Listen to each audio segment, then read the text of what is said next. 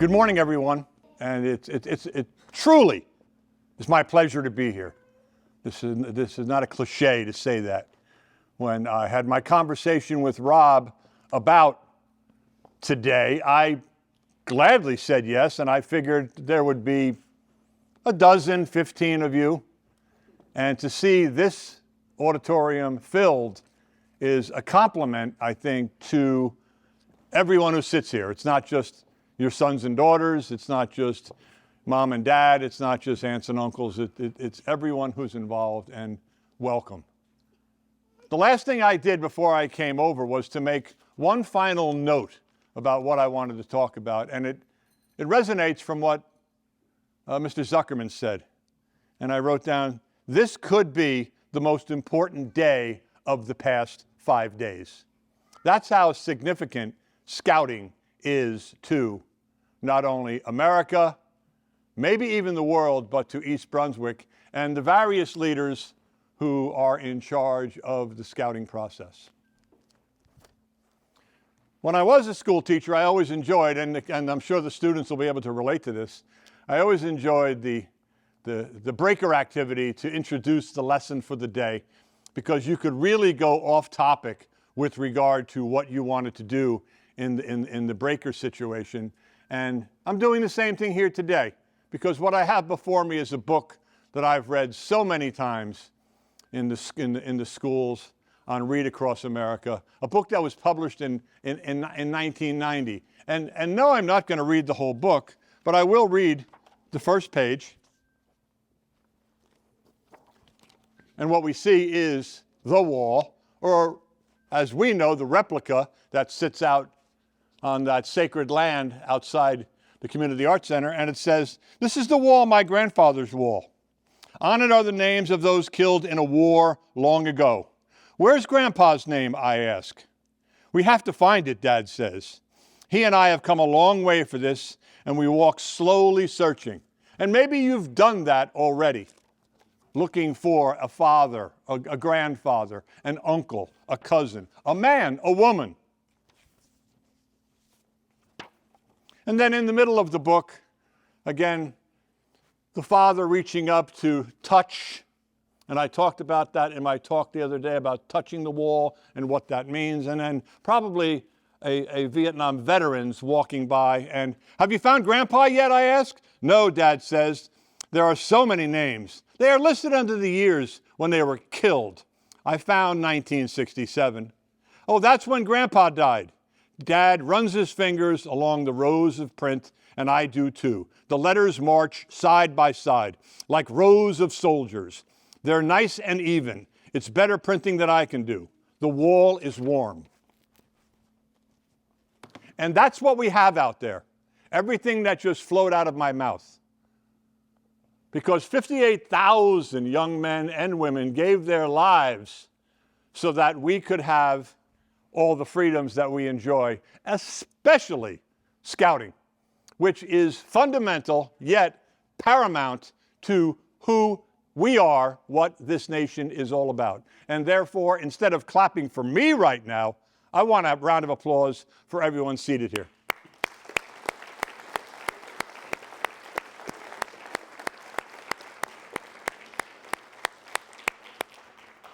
And that was genuine. I really thought I appreciate that. So then the question is, as I look around, right, and I see, I guess, 8-year-olds and 9-year-olds, right up through high school guys, maybe even some college guys, you know, how do I bring this speech down to a level where everyone is comfortable with it, even to the point where I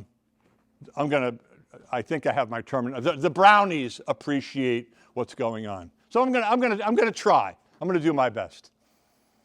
Sort of the story all began at the end of the Second World War.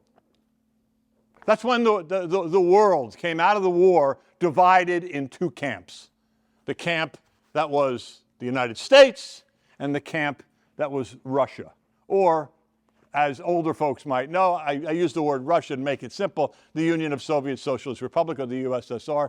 So this unfortunate game began between us and them. And basically, as that unfolded in the second half of the 1940s, throughout the 1950s into the 1960s, bringing us up to Vietnam, we were winning everything. And there's no need to go through the litany of all the things that we won, but the bottom line to us versus them really was the space race. We put a guy on the moon, they're still trying to do it. That explains a lot about who won the so-called Cold War. During that time period, late 1940s through the 1950s, let's take it up to 1960, in this confrontational game between who's better, we did go to war. And I think most people in the room can relate to their history and know that we went to war over Korea. We never settled that war, and therefore that war still stands as a war between us and them with a negotiated settlement, but not a bona fide peace settlement to end the conflict. So my point is we go to war in this us versus them thing. And then we get up to the middle part of the 1960s, and it really comes home to us, because what's happening is there is this country in Southeast Asia that we have told that country that we are going to protect and defend. It too is divided like Korea into two nations, North Vietnam and South Vietnam. And we are there, even though we're going to be there, as you know, to keep South Vietnam free. And so there is an incident in the summer of 1964 in the Gulf of Tonkin, which is the body of water that surrounds South Vietnam, in which two American destroyers came under attack. And as a result of that, President Johnson was able to say, aha!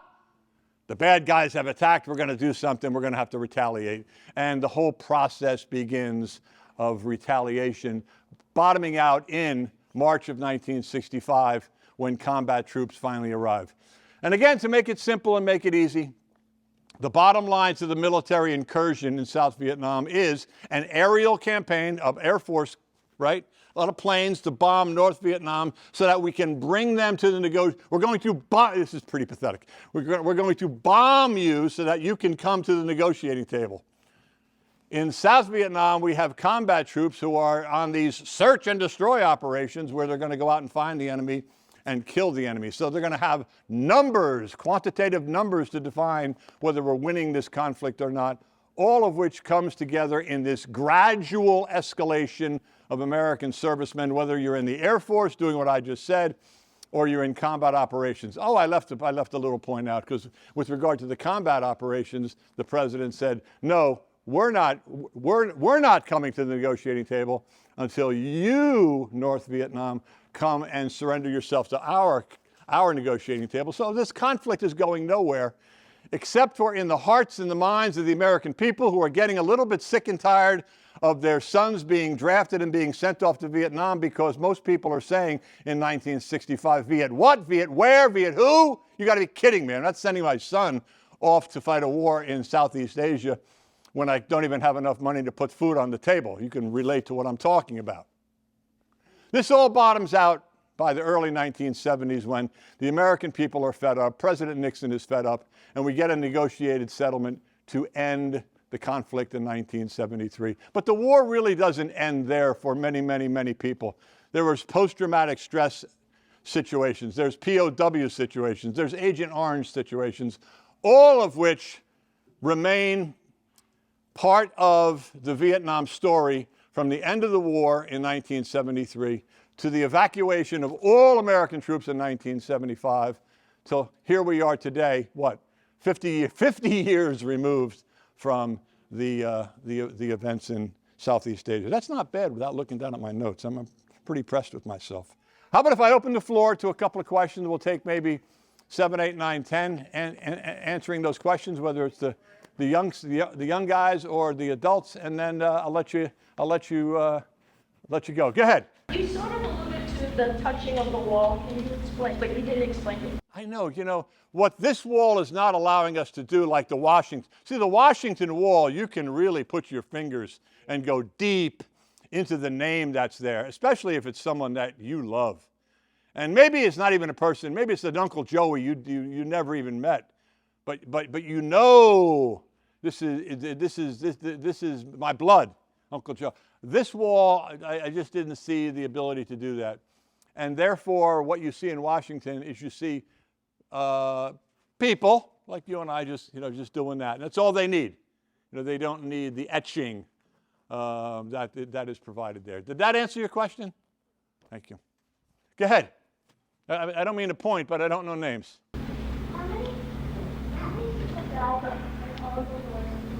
That number I don't have in my head, but I can tell you that outside there's 58,315 names on that wall. So that's a lot, right? That's a real lot. The best way to describe it is, imagine Yankee Stadium full of adults watching the Yanks and cheering them on. That's 58,000. I said it in the speech the other day. This is a memory that forevermore will be in your brain. That's for sure. Touching that wall. Maybe not Kevin McEvoy going out there and touching that wall. It doesn't have to be the etching. You can do the etching. You can try the etching. But this is a moment that you will never forget. And it's a moment that the adults have with their children. It's the adults have with their grandchildren. Because I'm in that same phase. I'm in the grandfather phase. How do they attribute those missing in action? The day they went missing, or? Right, literally the day. We had the Vietnam bracelets on, and mine was Lieutenant Ralph Biz. And Ralph was shot down on April 16th, 1969. The moment that they're shot down, there is that radio blast, whether it's, hey, I'm going down, or it's just a communication out of that bird back to the base to know that in this general area of, let's just say, 5 square miles, that's where Ralph Biz went down. Well, they never found Ralph Biz. Maybe he burned up in the plane. Maybe he was taken POW, and like John McCain, he was held, in a bad circumstance, and the way he went. Ralph Biz, the guy that I wore the bracelet for, they found his remains in 2008 and were brought back to the country. Fitting into exactly what you're talking about. How did they know? They just knew that Ralph was in that region. So what's the status of the prisoners of war? Are all of them accounted for? Or can any of them remain home? So the POW MIA issue, that's an issue that's still alive in the country. You see the flags that come on, that are flown underneath the American flag across the nation, right? So when you had servicemen, you know that the servicemen were the platoon in a combat operation. You know that those 6 men were in fact taken prisoner of war. But the North Vietnamese had never accounted for them. We will continue to look. We will continue to look. Putting pressure on their government to do more with regard to finding, allowing us to come in and find, allowing our neighbors in Thailand and Laos and Cambodia to come in to see what they can do, because it's all about the scratch, the money. If they go missing in action, will you put their name on the wall? Yes, they will add. When the wall was created, and I forget the name of the artist/architect who designed it, but made sure that there was room for what we talked about, prisoners of war being found, MIA being accounted for, and so on and so forth. Go ahead. Why did people start war? Beautiful. Why do people start wars? Right? I mean, we could all answer that. That's so poignant for me, for that to come out of a 10-year-old young lady, and I'm 9. I like it. And proud. So proud of being 9. Beautiful.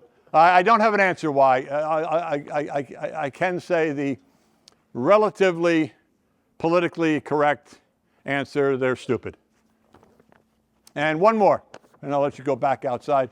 Go ahead. How long was the war? This war went from 1965 to 1973, and it took another 2 years to get it negotiated to 1975. So you can say to your friends or your teachers at school, the Vietnam War was from 1965 till 1975. Okay. Thank you, everyone.